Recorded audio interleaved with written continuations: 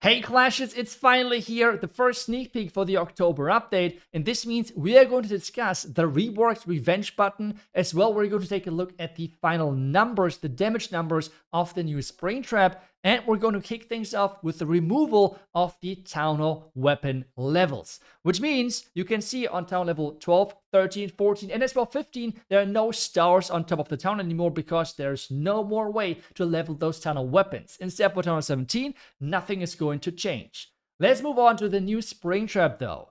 Now we're going to have level ranging from level 1 all the way up to level 12, and the Springtrap for capacity troops below 18 or 18 housing space is pretty much staying the same. They're just getting Springtrapped away, but like a P.E.K.K.A. who's having more, well, we're just going to have the P.E.K.K.A. getting pushed into the air, taking a lot of damage, falling down again. But if the damage of the Springtrap would actually take down that troop, the troop is getting then Springtrapped off the map. 1,300 damage. That is actually quite a lot. The same as the upgrade times and upgrade costs, which we're going through really quickly right now.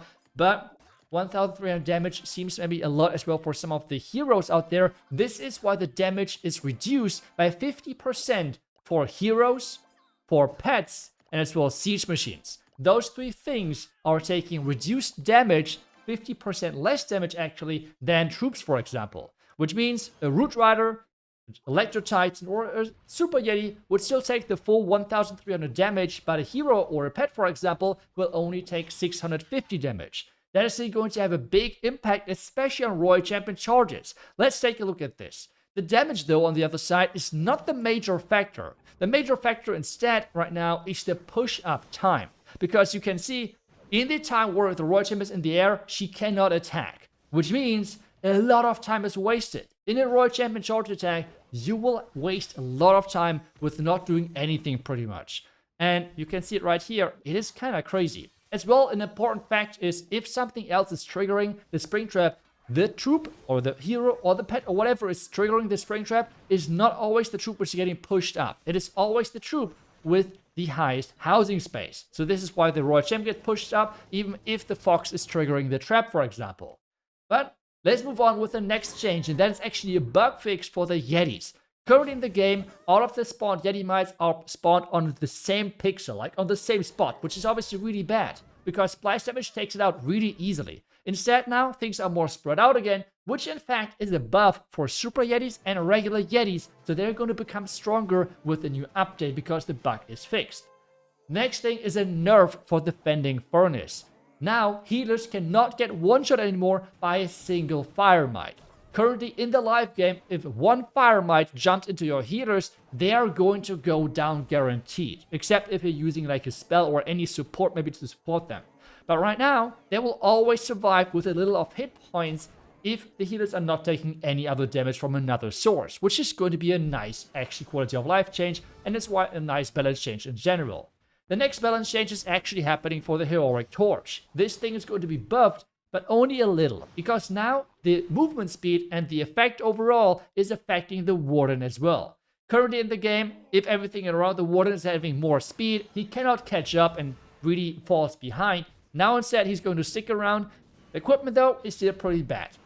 The next thing which is going to be changed about the Warden is actually the likeliness of forming a group with boogers from Sneezy together. Which means it's less likely that the Warden is going to follow some boogers randomly into the base. Next thing is actually a quite big buff for Diggy. That's right, Diggy is going to be improved. Which means now Diggy can stun anything. So far it's only just defenses, now we can as well stun defending heroes, defending clan castle troops, pretty much anything Diggy is going to attack, that thing is going to get stunned. Which is obviously a huge buff for anyone who enjoys playing this pet. And it is finally time that we have now the option of removing decorations when attacking other villages. That is right, if you're now going into your settings, you can see the option of turning this on, which means you won't see any decorations anymore when attacking other villages. Especially combined with some sceneries, this was really annoying. So seeing that now that this is getting added somewhat quickly from Supercell is a really, really nice thing, and really make sure that, well, decorations are not as annoying anymore if you combine them with things like the cyber scenery. So that's already great news.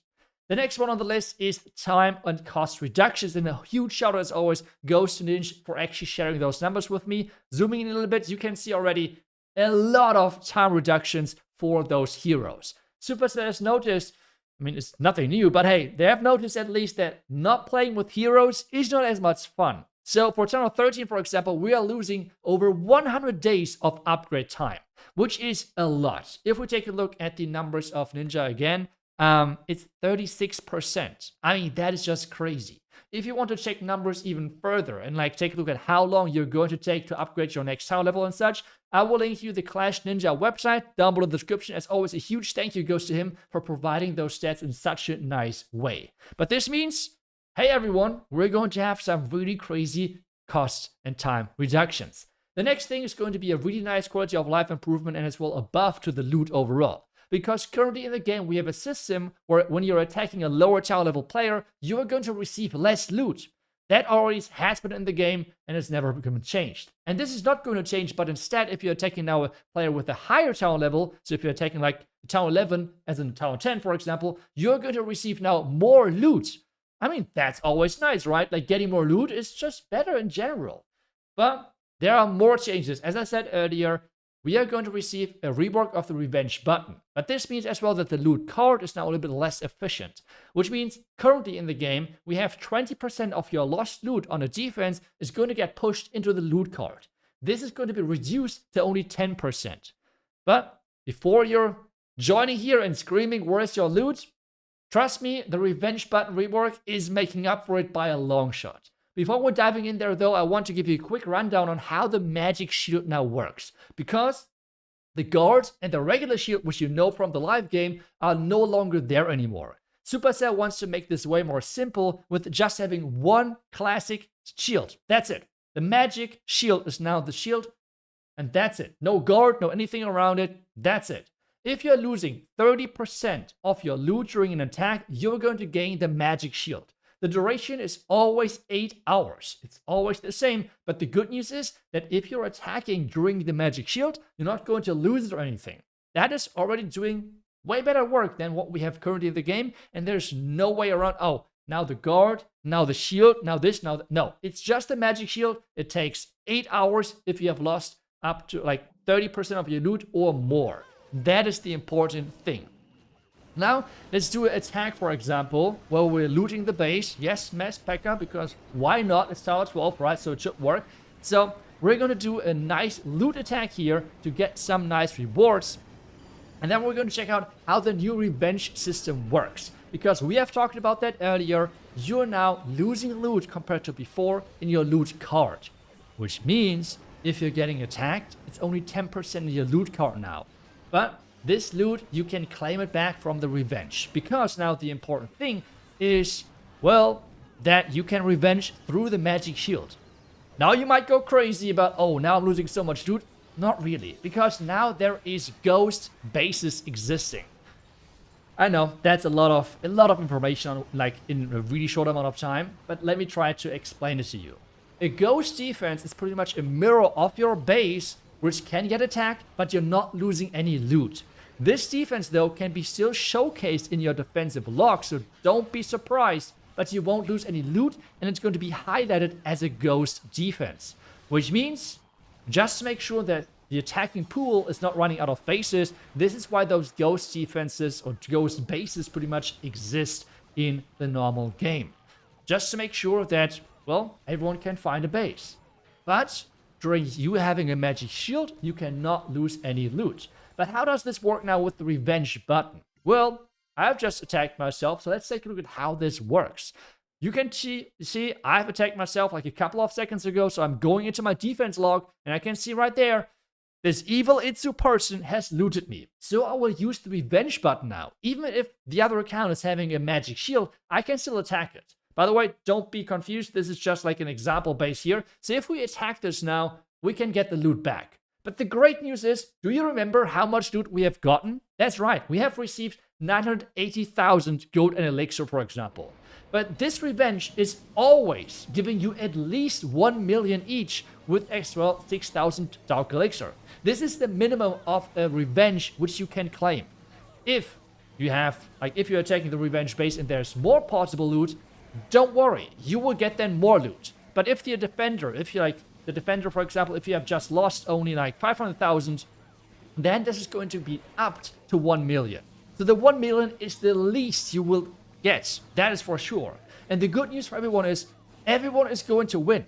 Because this is never the exact player you're attacking. It is always the ghost base. Which means the other player is not even losing resources. Yes, you can revenge the other player, but the other player won't lose resources. Instead, the system, like the game, pretty much is losing resources. And it's always going to be at least the 1 million. I mean, that is a crazy win-win, right? And this makes revenge button, or that makes the revenge button finally worth. That's right. That's nice. I mean, that's crazy. Even now switching back to the account, obviously you cannot revenge. Like, that's not how it works. You can only revenge once. And here you can see revenge is not available anymore. As well, you can only use that revenge button within 12 hours after you have received the defense. Really important. Otherwise, the revenge option is gone and you cannot really use it anymore. But that's it for the first sneak peek. You have already seen a little sneak peek and teaser for the next sneak peek tomorrow, which, I mean, at the top left, you might have seen some different league icons. Well, tomorrow we're going to take a look at the different leagues, at the entire rework between the normal mode and ranked mode. How does Legend look like and everything around it? That's what we're going to discuss tomorrow. I hope you enjoyed already today's sneak peek, and I will see you guys back tomorrow with the next video. Until then, see ya, and bye-bye.